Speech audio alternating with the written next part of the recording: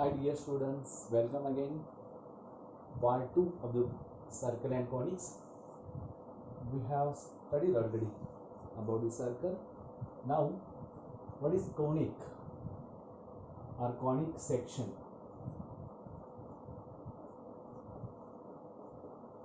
आता conic section म्हणजे काय बघायचं, नावातच आहे कोनिक म्हणजे कोण असणार आहे. Section means taking the intersection with the plain.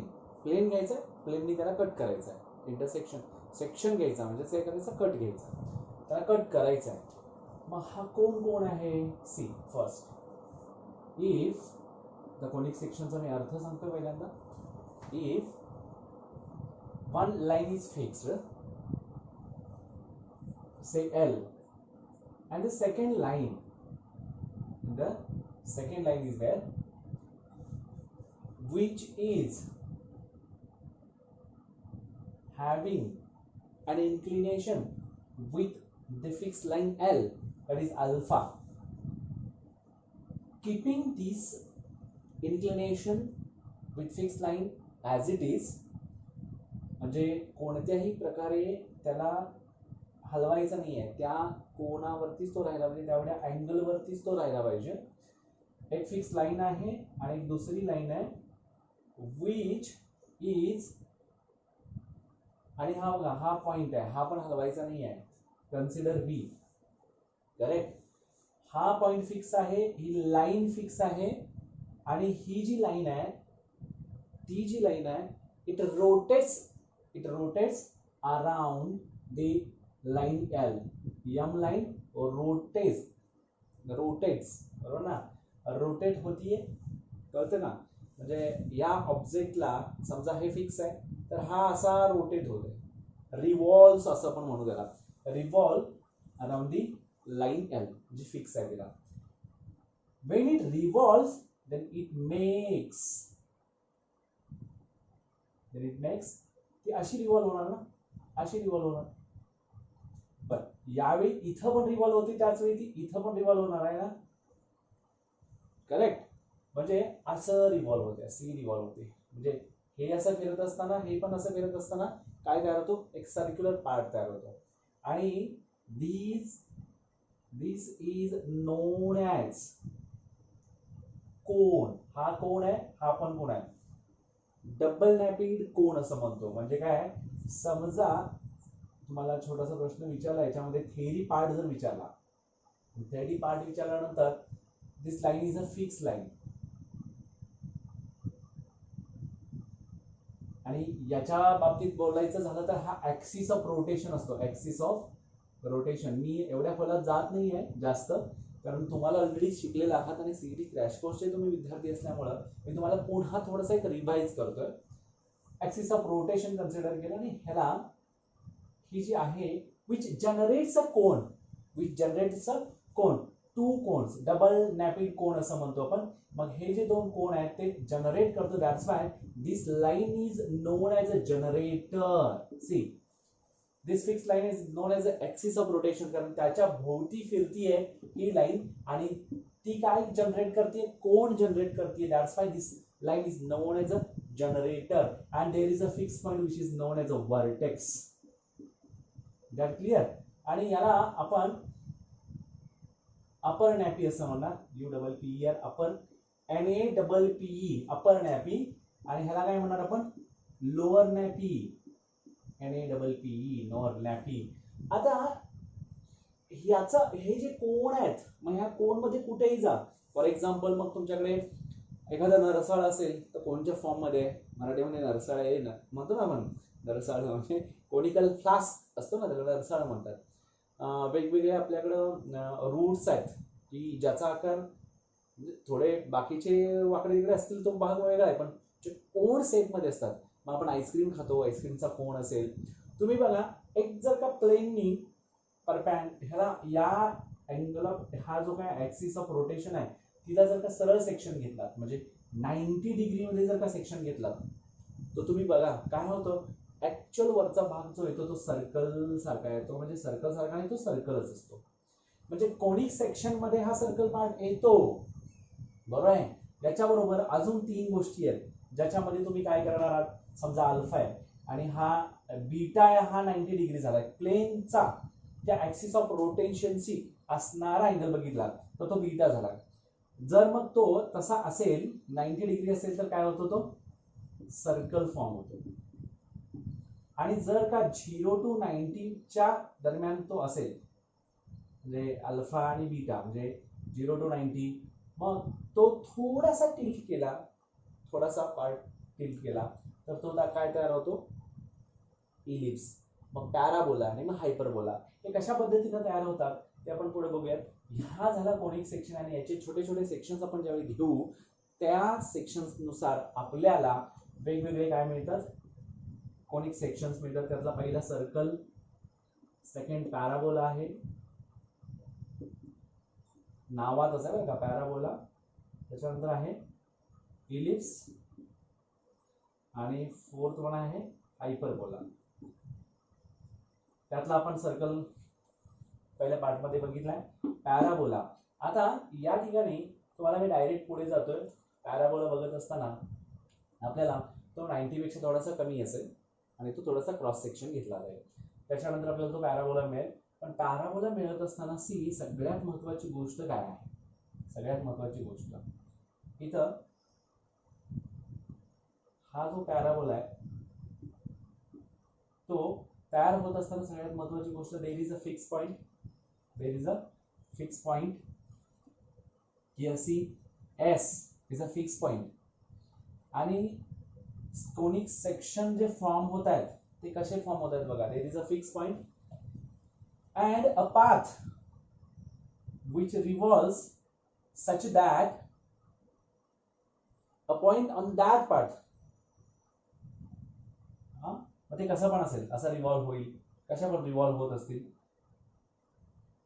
ह्या जो पॉइंट आहे तो कुठलाही असेल, any point on that path, याच्यापासूनच एक एक लाईन असणार आहे which is a fix line. मी काय म्हणतोय बघा, which is a line L, which is a fixed line.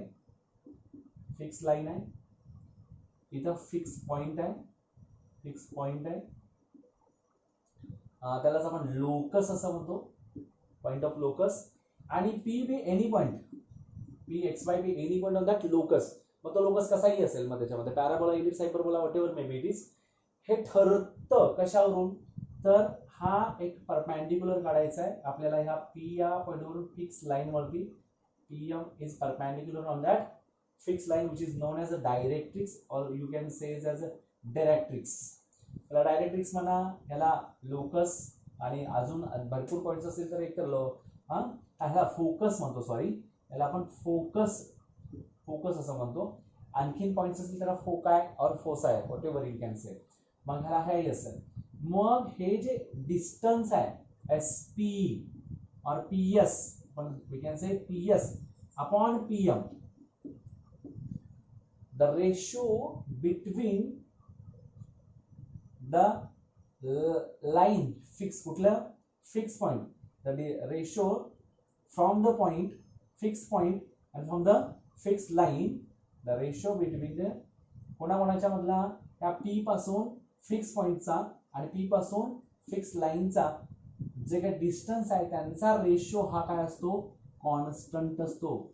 आणि या कॉन्स्टंट रेशोला आपण या ठिकाणी इसेंट्रिसिटी असं म्हणणार आहे. ई लाच काय आपण म्हणतो, इसेंट्रिसिटी और एसेंट्रिसिटी. सेंट्रिसिटी करेक्ट आहे, ही इसेंट्रिसिटी आहे. आणि मग या ई वरून ठरतं, ह्या ई वरून ठरतो, ई इज इक्वल टू 0 असेल तर सर्कल,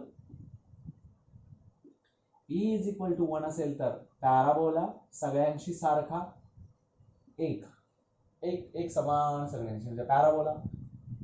इज लेस दॅन 1 असेल तर इलिप्स. म्हणजे ह्यांचं जे काय रेशो आहे त्या रेशो वरून आपल्याला समजतं. आणि इज म्हणजे हा ग्रेटर दॅन 0 असतो आणि लेस दॅन 1 असतो, हे सगळ्यात महत्वाचं आहे. आणि is greater than hyperbola, hyperbola म्हणतो ना, हायपर म्हणजे काय, मोठा, कोणापेक्षा, ई पेक्षा. इसेंट्रिसिटी इज ग्रेटर दॅन 1, बरोबर आहे. इज ग्रेटर दॅन 1 असेल then which is known as hyperbola. आणि आता आपण आज बघणार आहोत पॅराबोला त्याच्या आपल्याला बाकीचं प्रूफ घ्यायची गरज नाहीये त्याच्या इक्वेशनचं. डायरेक्टली आपण सांगू शकतो की E इज इक्वल टू 1 असेल तर पॅराबोला. त्याच्यामध्ये वेगवेगळे कन्सेप्ट येतात. त्या कन्सेप्टनुसार जर बघितलं ह्या फोकस मधून जाणारी ही जी लाईन असेल तिला ऍक्सिस असं म्हणायचं. Axis of rotation actually symmetric axis असं म्हणतो आपण तिला. काय म्हणतो? Symmetric axis. ही एक्स आहे आणि इथून या फोकस मधून तुम्ही एखादी म्हणजे any chord you draw here passing to the focus then that chord is known as a focal chord. बरोबर आहे. आणि त्याच्यामध्ये जे डिस्टन्स आहे त्याला फोकल डिस्टन्स असं म्हणायचं. आणि सगळ्यात महत्वाची गोष्ट याच्यामध्ये की ती लॅटस रेक्टम LR आपण म्हणेल. लॅटस रेक्टम. लॅटस रेक्टम हा जो पार्ट आहे LR हा कोण आहे तर ती फोकल कॉर्डच आहे. Again it's a focal cord but which is passing through focus and making an angle 90 with the axis. Axis बरोबर 90 डिग्री अँगल करते आणि जाते कोणामधून? फोकस मधून. तिला काय म्हणायचं आपण? लॅटस रेक्टम. त्याचे दोन एंड पॉइंट्स असतात. बरोबर आहे. तर हे लॅटस रेक्टम त्याच्यामध्ये वर्टेक्स एक असतो. वर्टेक्स कोण असतो? ही जी काय ऍक्सिस आहे ही ऍक्सिस त्या पाथला जिथं इंटरसेक्ट करते तो पॉइंट म्हणजे वर्टेक्स पॉइंट आहे. तो पॉइंट कोण आहे? वर्टेक्स आहे. वर्टेक्स झाला, फोकस झाला. त्याच्यानंतर लॅटस रेक्टम, फोकल कॉर्ड लक्षात आली. Directrix which is a fixed line here. Directrix म्हणतो आपण त्याला. आणि by the focus directrix property we can find out the equation of parabola, ellipse, hyperbola. बरोबर आहे. मग या ठिकाणी पॅराबोलाचं इक्वेशन जे आहे ते असणार आहे y² is equal to 4ax. Hope so तुम्हाला हे लक्षात आलं असेल की इलिप्स, पॅराबोला आणि हायपरबोला कशा पद्धतीने येतो. इसेंट्रिसिटी वरून लक्षात येतं. E इज इक्वल टू जर का 0 असेल आणि समजा E टेंड्स टू इन्फिनिटी असेल तर स्ट्रेट लाईन असणार. बरोबर आहे ना.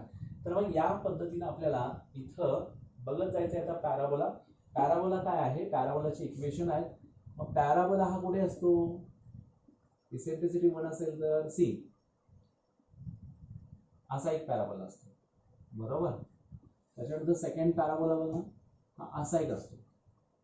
थर्ड पॅराबोला तुमचा हा वरती तोंड करून असतो आणि फोर्थ पॅराबोला कसा असणार आहे? असा असणार. म्हणजे कुठं पहिल्या ह्याच्यामध्ये तुम्ही बघितलात तर फर्स्ट आणि फोर्थ क्वाड्रंट मध्ये which is known as a y² is equal to 4ax. नंतर सेकंड आणि थर्ड मध्ये असणार त्याला y² is equal to -4ax असं आपण कन्सिडर करू.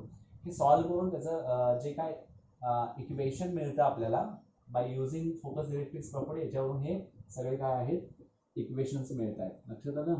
त्याच्यानंतर इथं असेल तो मात्र काय सेकंड आणि थर्ड मध्ये फर्स्ट आणि सेकंड मध्ये x² is equal to 4by च्या फॉर्म मध्ये असेल. x² is equal to 4by चा. आणि इथं मात्र जो असेल तो डेफिनेटली तुमच्या लक्षात आलं असेल x² is equal to -4by. अशा 4 प्रकारचे या ठिकाणी काय असतात? पॅराबोला असतात. आणि या मग पॅराबोलाचे काही कन्सेप्ट ज्या आहेत त्या कशा कशा आहेत, त्याचे फॉर्म्युले काय आहेत, त्याच्या व्हॅल्यूज काय, त्याची प्रॉपर्टी काय आहे ते आपण बघूयात.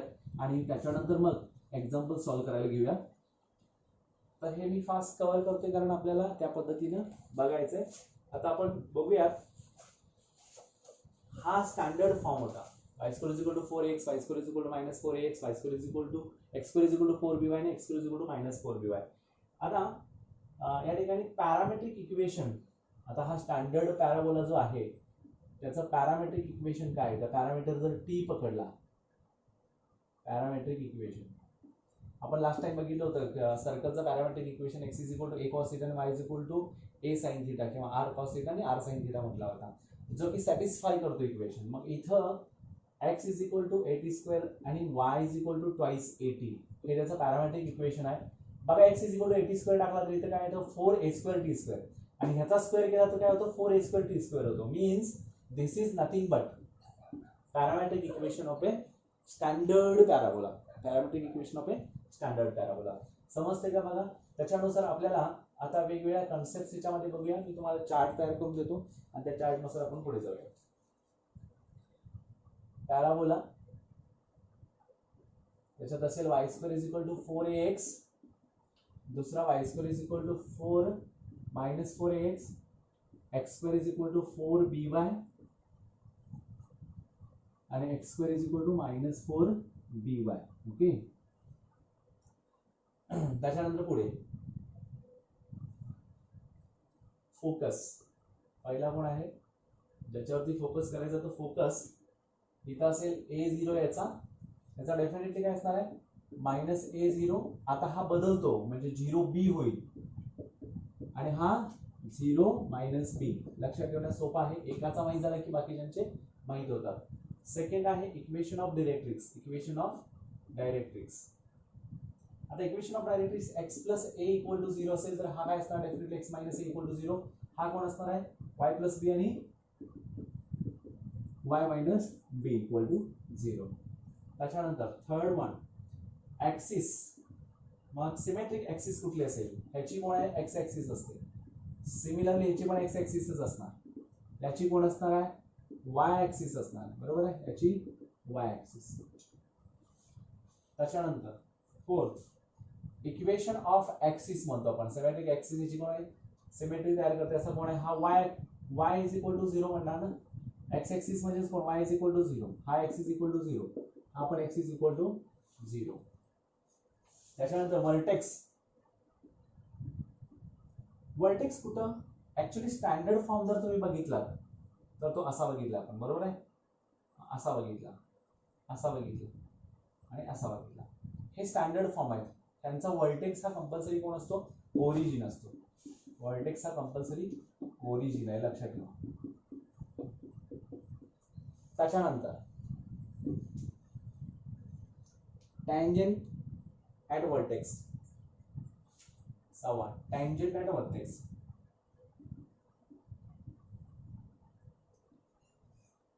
y square is equal to 4x. वर्टेक्सच्या ठिकाणचा टँजेंट कोण आहे y ऍक्सिस आहे. y ऍक्सिस म्हणजे काय, पण टँजेंट ऍट वर्टेक्स कोण असणार आहे x इज इक्वल टू 0 असणार ना, बरोबर आहे ना. इथे कोण कोण असणार x इज इक्वल टू 0, इथे कोण असणार y इक्वल टू 0, इथे कोण असणार y इक्वल टू 0. बघा इक्वेशन ऑफ ऍक्सिस वेगळा आणि टँजेंट ऍट वर्टेक्स वेगळा. टँजेंट ऍट वर्टेक्स हा y ऍक्सिस असतो. सातवा आहे length of latus rectum. Length of latus rectum y square is equal to 4x. 4a हा त्याचा काय असतो लेटस रेक्टम. याचा पण 4a, याचा 4b, याचा 4b असतो. त्याच्यानंतर 8 number end points of the latus rectum.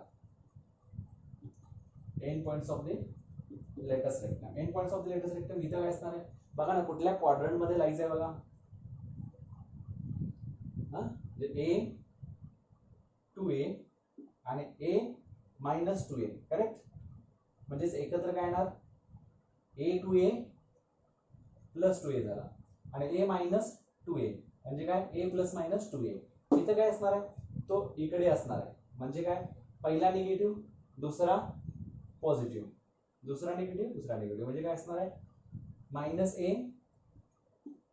पहिला कंपल्सरी निगेटिव्ह असणार आहे x हा आणि y प्लस मायनस 2a. इथं आता एक्सक्यूज, तर दुसरा काय असणार आहे प्लस मायनस 2b. का बरं वरती केला ना, म्हणजे x हा काय असणार आहे कंपल्सरी प्लस पहिला असणार इथं 2b आणि इथं घेतला तर b, इथं 2b घेतला तर इथं मायनस b येणार आहे.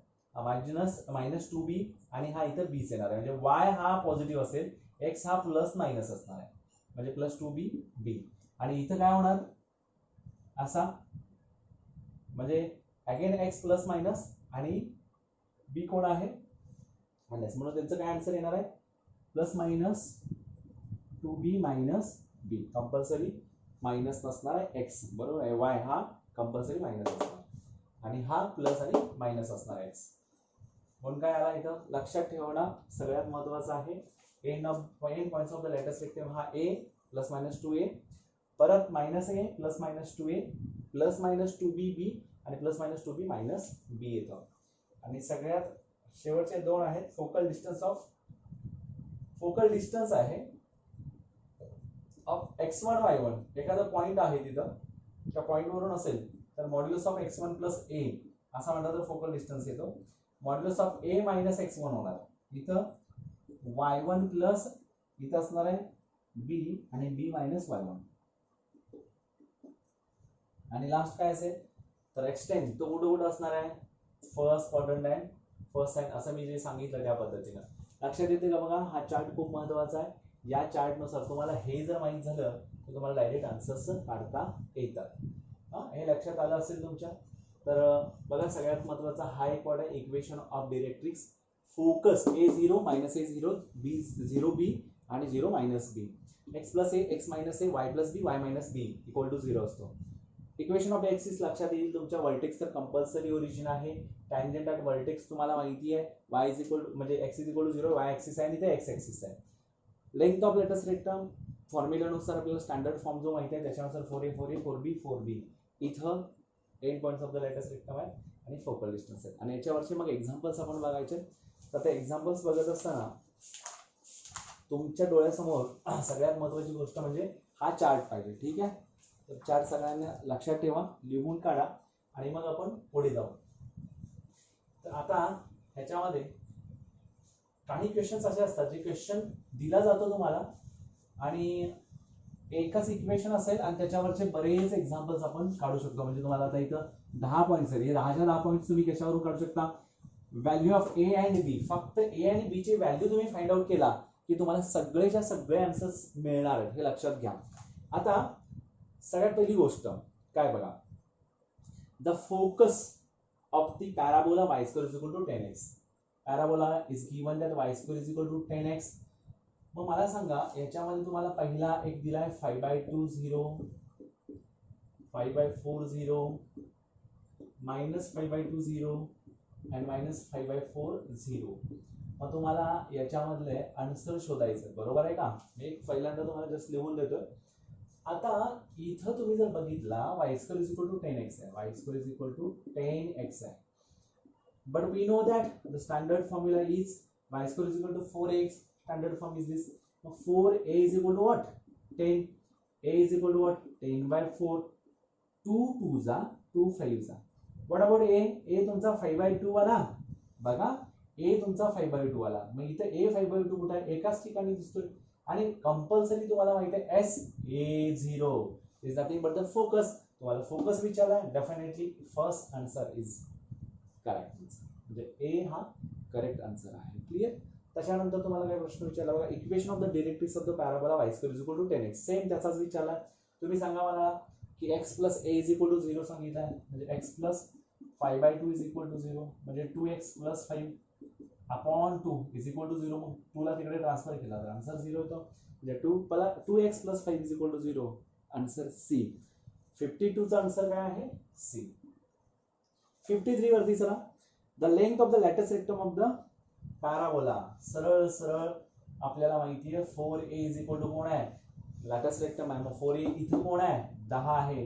म्हणजे 53 मध्ये 53 चा आन्सर असणार आहे तुमचा 10. डी हे आन्सर करेक्ट आहे. त्याच्यानंतर the end points of the latus rectum of the parabola. Same parabola दिलाय. End points of the latus rectum. End points of the latus rectum बघितला तर a प्लस और मायनस ट्वाइस a असा दिलाय बाळानो. म्हणजे a कोण आहे बघा तुमचा आता काढला होता 5/2 बरोबर आहे. 5/2 आणि इथं प्लस मायनस 5/2 केला तर काय होतं प्लस 5/2 आणि आन्सर्स बघूया इथं कुठे हा. तर इथं the end points of the latus rectum of the parabola y square equal to 10x is असे विचारला. पहिला दिला 5/4 plus minus 5 b 5/2 plus minus 5 5/2 plus minus 5 b is the correct answer for this 54. 55 3y². इथून बदलतो परत. आता हा समजला असेल. म्हणजे तुम्हाला जे विचारले ते काढण्यासाठी you have to find out first a by using the standard form. Clear. आता 53 जो आहे 3y² is equal to 20x correct आहे. म्हणजे you have to know this. y² is equal to कोण असणार आहे 4ax. पण हा अजून स्टँडर्ड फॉर्म मध्ये नाहीये. मग कन्सिडर करा y² इज इक्वल टू 3 इकडे डिवाइड करा 20/3 इंटू x झाला. म्हणजेच काय इथं 4a is equal to 20/3 into what 4a ना 20/3 झाला ना. म्हणजे a इज इक्वल टू काय झाला 20/3 इंटू 1/4. वाय 4 खाली येतोय 4 5 20 म्हणजे a इज इक्वल टू 5/3 झाला. मला सांगायचं आन्सर काय आता तुम्हाला विचारलंय फोकस ऑफ दिस म्हणजे ए 0 असणार आहे 5/3 0 कोण आहे बघा याच्यामध्ये 55 ला डी हे आन्सर आहे. सिमिलरली इक्वेशन ऑफ डिरेक्ट्रिक्स विचारलं जाणार मग 3x + 5 = 0 येणार. अशाच पद्धतीने end points of the latus rectum विचारणार मग परत काय येणार a ± ट्वाइस a म्हणजे 58 नंबर 58 नंबर पण तुम्ही डायरेक्ट सांगू शकता. 57 चा आन्सर आहे बी बरोबर आहे 20/3 होणार कारण लेंथ ऑफ लेटेस्ट रेक्टम विचारलाय. त्याच्यानंतर तुम्हाला end points of the latus rectum विचारलाय म्हणजे कंपल्सरी तुमचा काय असणार 5/3 पहिला असणार आहे 2 ने मल्टिप्लाय केला तर 10 येणार 10/3 येणार तो प्लस मायनस असणार. मग यातला आन्सर कोण सी आहे 58 चं. 59 बघा the focus of the parabola 5x² = 8y. आता हा बदलला x² च्या फॉर्म मध्ये गेला 5x² + 5x² = 8y. आता फोकस पुन्हा डायरेक्ट्रिक्स विचारणार लेंथ ऑफ लेटेस्ट रेक्टम विचारणार तुम्हाला करेक्ट आहे किंवा end points of the latus rectum विचारणार. मग याच्यामध्ये x² = 8/5y झाला ना म्हणजे x² = 4by. आता बदलला 4x ऐवजी 4by आला मग 4b = कोण आला बाळांनो 8/5 आला. आता b = काय येणार बघा 2/5y बिकॉज 4 कम्स अंडर बरोबर म्हणजे 8 4 5 × 4 बरोबर म्हणजे काय आला 4 2 = 8 म्हणजे 2/5 आला. आन्सर काय 0, b म्हणजे 0 2/5 हे आन्सर आहे का तर नंबर 59 59 चा 0 2/5 हे आन्सर आहे बी करेक्ट. 60 नंबरला तुम्हाला विचारलाय y + b = 0 असणार आहे ना काय equation of directrix is nothing but y + 2/5 = 0 5y + 2 = 0 कोण आहे बघा सी नंबर सी. 60 नंबरला 60 नंबरला तुमचा सी हे आन्सर येतं. The length of latus rectum of the parabola 5x² = 8y is definitely 8/5 असणार आहे बरोबर ना 4 इज नथिंग बट 8/5 म्हणजे 61 चा आन्सर डी आला. 62 the end points of the latus rectum of the parabola end points of the latus rectum काय असतात 2b ± 2b b असतो प्लस मायनस 2b b आहे ना प्लस मायनस 2b म्हणजे ±4/5 झाला आणि b कोण आहे 2/5 प्लस मायनस 4/5 2/5 असं कोण आहे बघा पहिलाच आन्सर आहे ए इज द करेक्ट आन्सर. 62 चा झाला ए हा करेक्ट आन्सर झाला. 63 परत बदलला x² = -12y. बाळांनो पॅराबोला किती सिंपल आहे बघा याच्यावरती एखादं एक्झाम्पल विचारलं तर तुम्ही डायरेक्टली आन्सर्स देऊ शकता when you know the forms or properties of this given parabola. आणि यासाठी तुम्हाला ए आणि बी ची व्हॅल्यू फाइंड आउट करायला पाहिजे. त्यामधल्या 4 महत्त्वाच्या गोष्टी find the focus find the equation of directrix find the latus rectum आणि end points of the latus rectum. आणि आता आपण हे करत असताना जेव्हा तुम्ही प्रॅक्टिस करता प्रॅक्टिस केल्यानं तुम्हाला कसं होतं पटपट पटपट जमत जातं हातामध्ये बसतं आणि you can give the direct answers correct. आता मग इथं -12 आहे म्हणजे x² = -4by झाला मग -4b = -12 बाळांनो b = 3 झाला. Is that clear. आता आपल्याला विचारलेल्या क्वेश्चनचे आन्सर्स द्यायचे आहेत. द फोकस ऑफ द आता फोकस काय रे 0 - b आहे ना ह्या फॉर्म मध्ये आहे x² = -4b लास्ट चार्ट मध्ये लास्ट कॉलम मध्ये होता बघा 0 - b म्हणजे ह्याचा आन्सर काय येणार 0 - 3 येणार आहे. b ची व्हॅल्यू 3 आहे नॉट -3 हियर 0 कोण 3 b कोण आहे 3 आहे म्हणजे काय -3 0 - 3 कोण आहे बघा 0 - 3 हा बी आन्सर आहे. You can find out the direct answer. आता मग इक्वेशन ऑफ डायरेक्ट्रिक्स आहे म्हणजे कोण आहे y - 3 ना बरोबर आहे ना म्हणजे तुम्ही y + b होते तर y - b = 0 असणार आहे मग y मायनस काय येणार आहे 3 = 0 बरोबर आहे ना.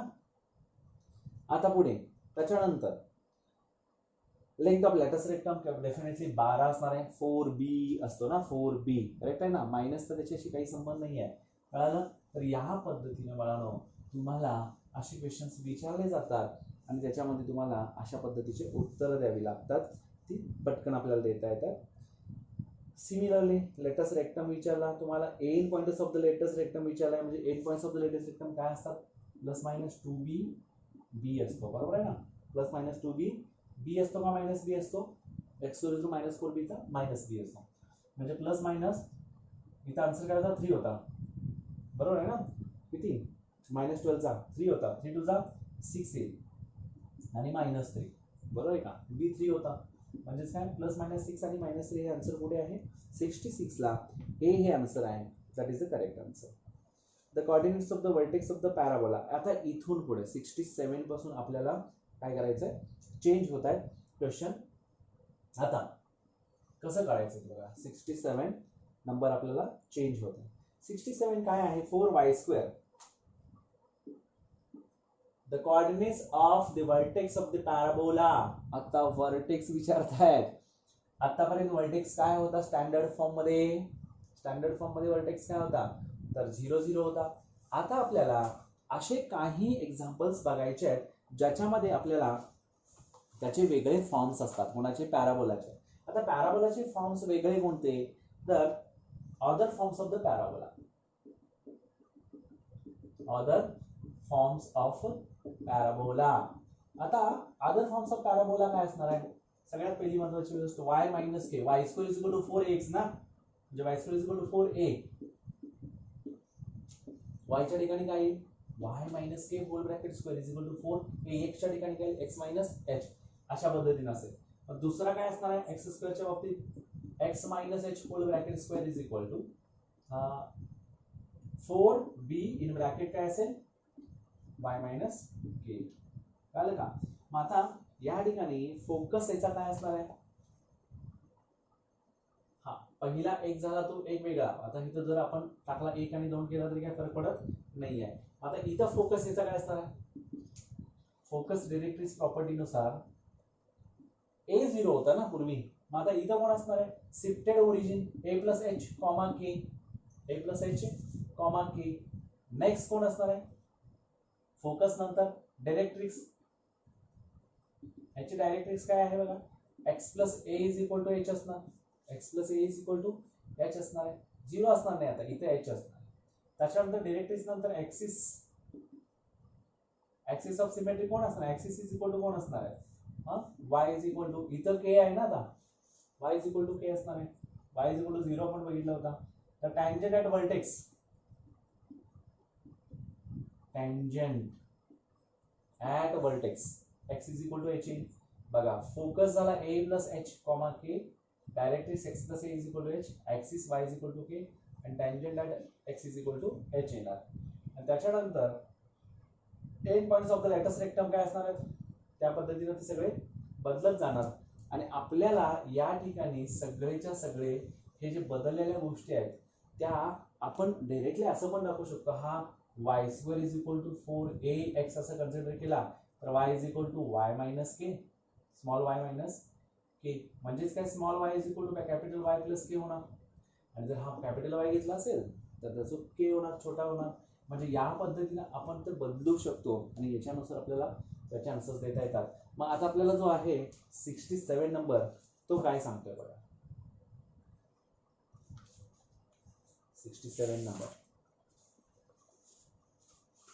The coordinates of the vertex of the parabola.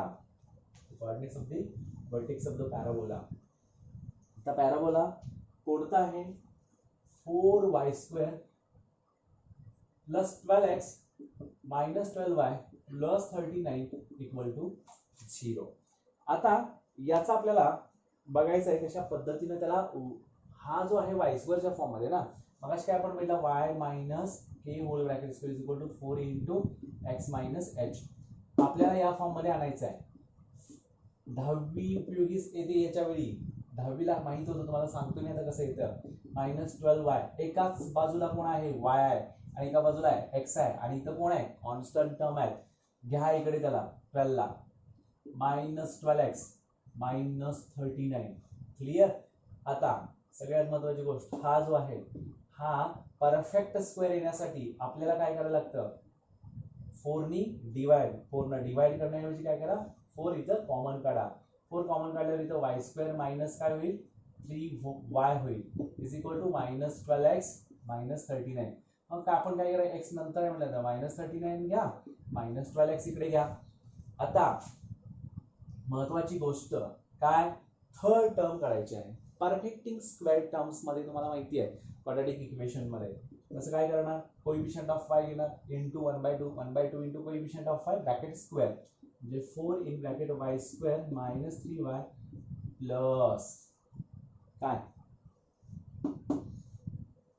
3/2 चा स्क्वेअर काय 9/4 आला, -9/4 होणार, कारण याची काय गरजच नव्हती तरी पण घेतला म्हणून त्याला प्लस आणि मायनस केला कॅन्सल होण्यासाठी, म्हणजे ॲज इट इज ठेवायचं आहे म्हणून.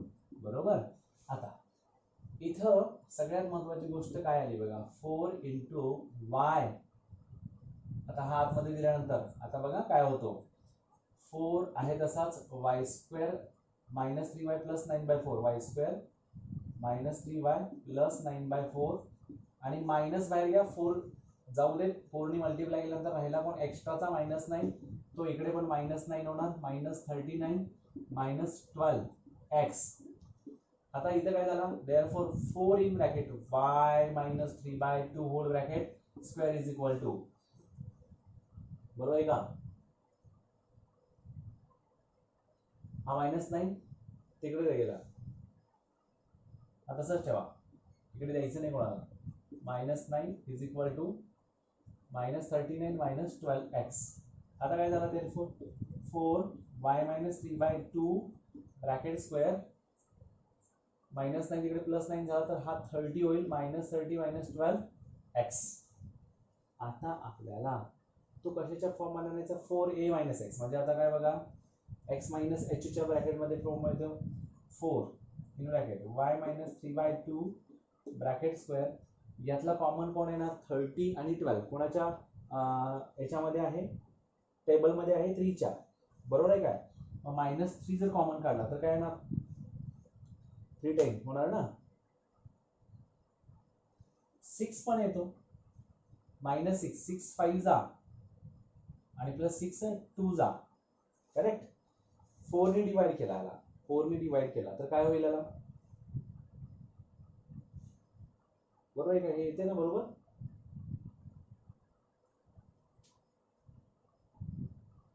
करेक्ट आहे ना. आता तुम्ही कॅल्क्युलेशन करता की नाही,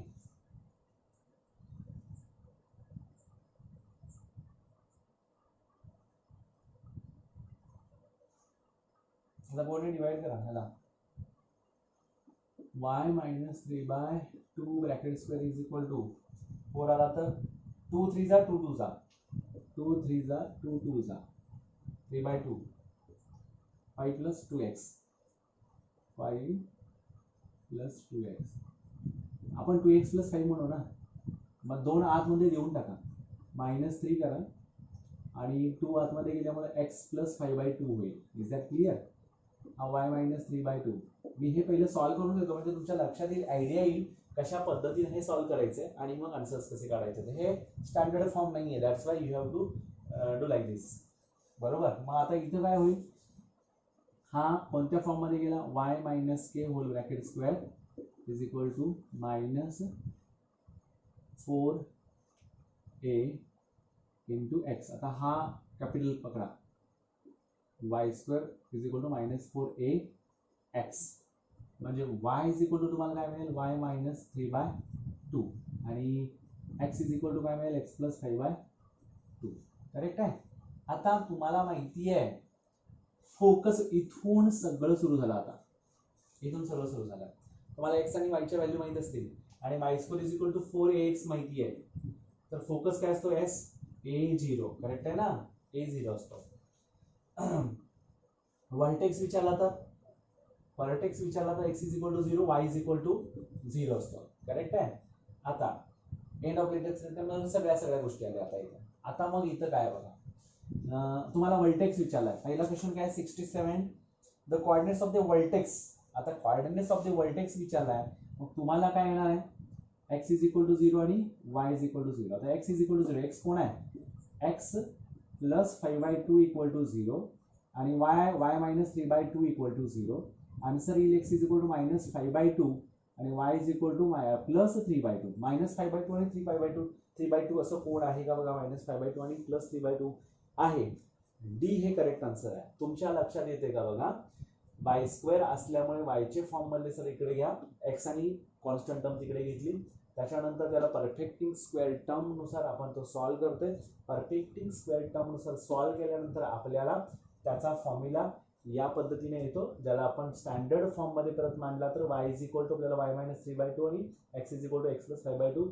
त्याच्यानुसार व्हर्टेक्सची value x is equal to 0, y is equal to 0, त्या व्हॅल्यू इथे सबस्टिट्यूट केल्यानंतर आन्सर आपल्याला मिळतं minus 5/2, y is equal to 3/2. तोच क्वेश्चन आहे बघा 68ला. The focus of the parabola, focus विचारला 4y² plus 12x minus 12y plus 39. Same question, फक्त तुम्हाला क्वेश्चन विचारलाय, फोकस विचारलाय. फोकस विचारला असेल तर s is equal to a0 असतो. आता s is equal to a0. मला सांगा इथं a कोण आहे, सगळ्यात महत्वाची गोष्ट आहे. a कोण आहे इथं, -4 याला आहे ना, -4 -3 झाला ना. -4a इज इक्वल टू कोण झाला, -3, म्हणजे 4a इज इक्वल टू काय झाला, 3/4 झाला. a0 3/4 0. मग आता इथं 68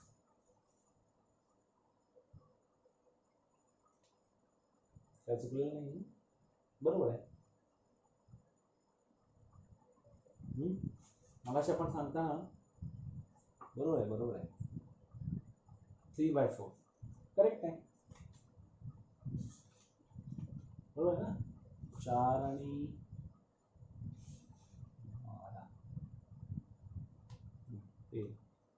तुमच्या क्वेश्चन्स मध्ये -13/4 दिलाय. आन्सर्स मध्ये तुम्ही जर बघितला तर 13/4 आहे, बरोबर आहे ना. तर तो 3/4 ऍक्च्युली पाहिजे ना, 3/4 पाहिजे. a0 जर आपण बघितला y² minus y² is equal to -4x, बरोबर आहे. हा -a0 म्हणा, -a0. तर -a0 करत असताना -3/4 पाहिजे त्यांचा. तो क्वेश्चन थोडासा आन्सर मध्ये -13 नाही येतो, -3 पाहिजे. ठीक आहे. तर त्याच्यानंतर तुम्हाला विचारलंय बघा, the focus of the parabola, focus of the parabola. आता पॅराबोलाचं इक्वेशन तुम्हाला चेंज झालं तर फोकस ऑफ द पॅराबोला काय येतो, a plus h comma k, a plus h comma k, a plus h comma k. मगाशी सांगितल्याप्रमाणे फोकस याचा change होतो आणि स्टँडर्डचा काय असतो, -a0 असतो. आता a plus h comma k आहे, पण ज्यावेळी तो मायनस होतो त्यावेळी तो काय होतो, मायनस. म्हणजे आता इथे a प्लस h काय आहे बघा, a कोण आहे आणि h कोण आहे, h x मायनस h 5/2 आहे. a प्लस h 3/4 प्लस 5/2 म्हणजे 10 3 13 -13/4 मायनस, करेक्ट आहे. त्यांचा आन्सर -13/4 आणि 3/2, -13/4 आणि 3/2. 68 ला -13/4 आणि 3/2 कोण आहे बघा, a प्लस h, सॉरी, तर आहे 3/2. हा बी नंबर आहे. त्याच्यानंतर मग तुम्हाला येतो the equation of axis of parabola. The equation of axis of the parabola y² is equal to 12x. Same question आहे. सेम क्वेश्चन असेल तर काय असणार आहे, डेफिनेटली 3/2 आहे. 3/2 म्हणजे 2y मायनस 3 इक्वल टू 0 आहे ना. 2y मायनस 3 इक्वल टू 0 कोण आहे का बघा, 2y इक्वल टू 3 आहे, तो -3 इक्वल टू 0 होईल. मग याचा आन्सर इथं 2y मायनस 3 इक्वल टू 0 हा सी आहे, करेक्ट आन्सर आहे. The directrix of the parabola, same parabola विचारलाय, त्याच्यामध्ये डायरेक्ट्रिक्सचं इक्वेशन आहे. डायरेक्ट्रिक्सचं इक्वेशन तुम्हाला मगाशी सांगितलं होता. डायरेक्ट्रिक्सचं इक्वेशन काय आहे, x plus a is equal to h, equation of directrix. आता इथे x minus a is equal to h होणार, x plus a is equal to h होणार, कारण तो चेंज होतोय. तर त्याच्यानुसार त्याचा आन्सर काय असेल, तरी ते किती नंबर, 69. ओके, 69 झाला आपला. 2y मायनस 3, 70चा आता काय येतो बघा, x ची व्हॅल्यू काय आहे, -5/2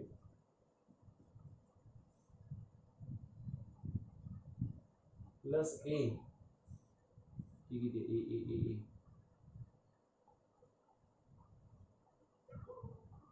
a x प्लस a आहे 3/4 plus 3/4 is equal to h किती आहे, h आपला 5/2 मिळाला आहे.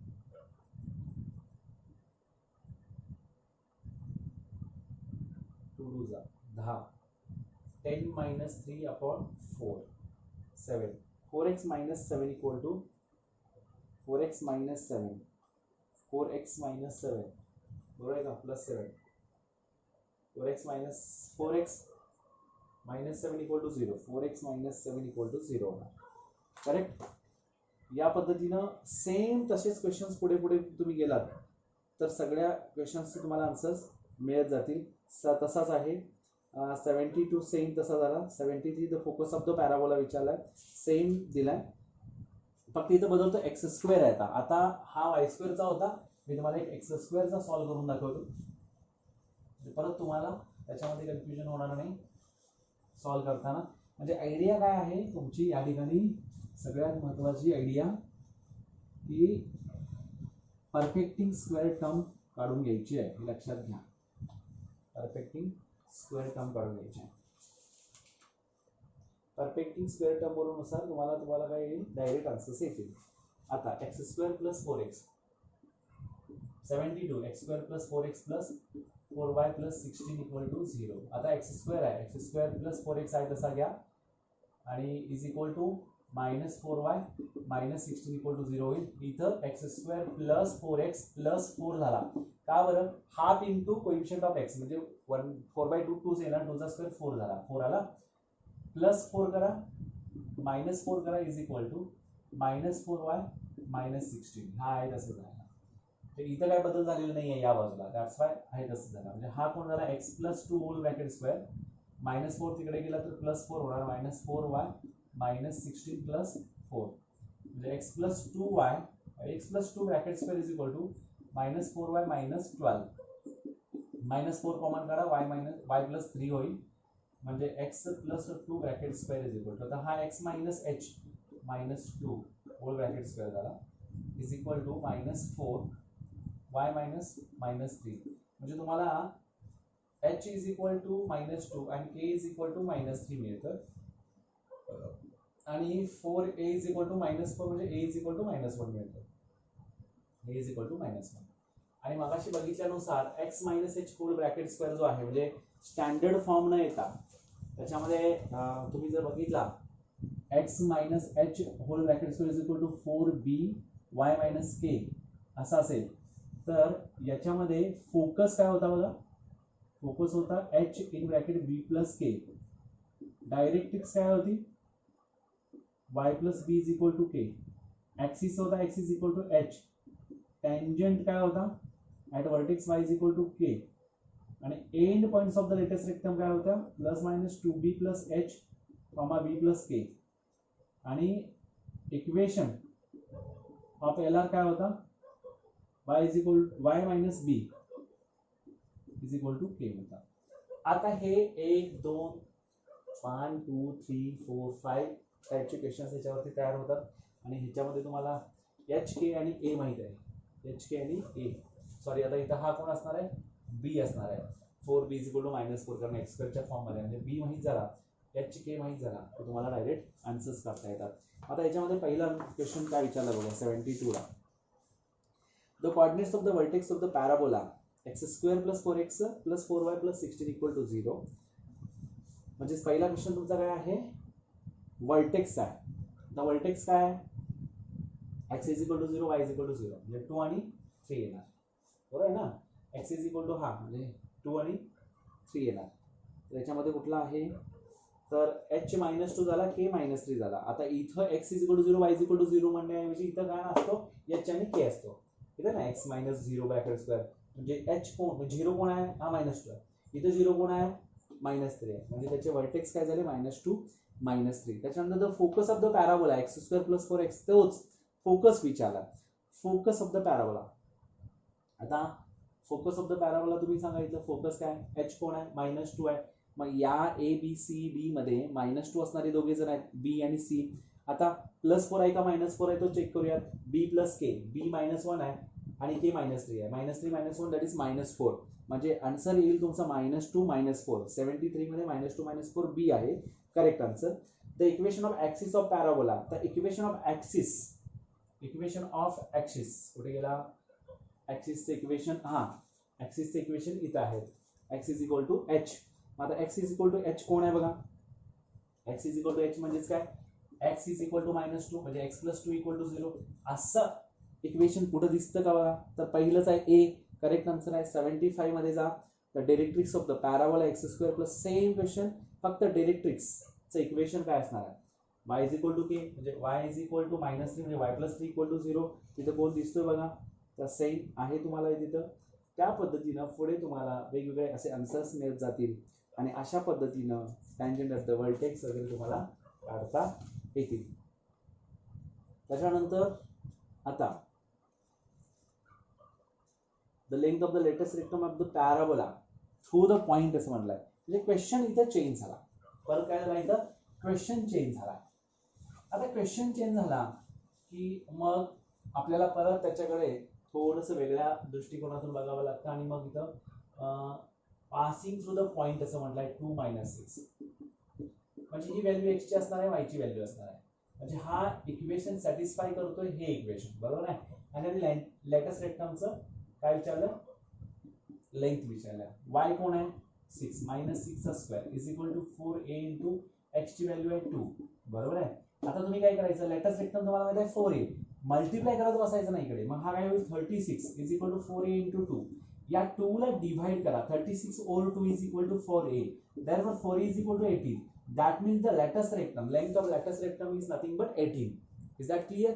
म्हणजे तुम्हाला जे आन्सर मिळालाय किती नंबरचा, 77 चा, ते 18 असणार आहे. First one is the correct answer. Now the equation of the parabola with focus 30 म्हणजे तुम्हाला काय मिळाला, a0 मिळाला. The value of a is equal to 3, y² is equal to 4x is the standard form. y² is equal to किती झाला बघा 4a, a म्हणजे 3, 12x आहे का बघा, तिथं 12x आहे. डी नंबरचं करेक्ट आन्सर आहे 78 ला. त्याच्यानंतर 79, the equation of the parabola of the standard for having focus at 5/3 दिलाय म्हणजे a is equal to 5/3 0 असं दिलाय, a0 दिलाय म्हणजे 5/3 0. आणि त्यांनी सांगितलं की डायरेक्ट्रिक्सची इक्वेशन 3x + 5 इज. मग आता इक्वेशन ऑफ पॅराबोला विचारलाय, तर इक्वेशन ऑफ पॅराबोला विचारलं तर definitely y² is equal to 4a ना इंटू x. आता किती झालं 20/3x, y² is equal to 20/3x कुठे आहे बघा, किंवा 3y² is equal to 20x जरी असला तरी ते फायनल आन्सर असतं. आणि that is correct. Which one is correct here, B, 3y² is equal to 20x, the B correct answer. The equation of the parabola whose vertex is same विचारलाय. focus is at -4 0, definitely 4 4 the 16 म्हणजे -4 असल्यामुळे -16x होईल. y² is equal to -16x. Similarly मग तुम्हाला उलटा सुलटा असा करून विचारला जाईल आणि त्या पद्धतीने तुम्हाला ज्या गोष्टी माहिती आहेत त्या गोष्टीनुसार तुम्ही हे सॉल्व्ह करू शकता. वेगळ्या प्रकारचा एखादा क्वेश्चन कोणता आहे त्याच्यामध्ये बघूया.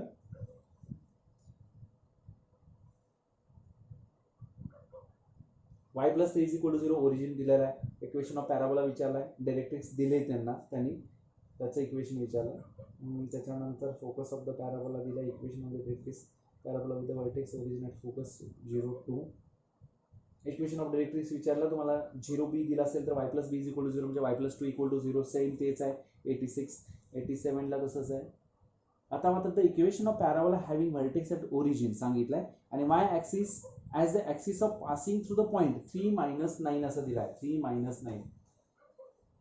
9 दिला. अतिशय महत्वाचा क्वेश्चन आहे. आता लक्षात घ्या की हा महत्वाचा का मी म्हणतोय, कारण तुम्हाला काय सांगितलंय, the equation of the parabola आपल्याला पाहिजे हॅव्हिंग व्हर्टेक्स ॲट ओरिजिन 0 0 आहे. y axis as the axis म्हणजे x² च्या फॉर्म मध्ये येणार ना, सगळेच x² च्या फॉर्म मध्ये तुम्हाला आन्सर दिले. And passing through the point 3 - 9. आता पहिला बघा x² is equal to y, x² is equal to 9y, x² is equal to -y and x² is equal to -9y.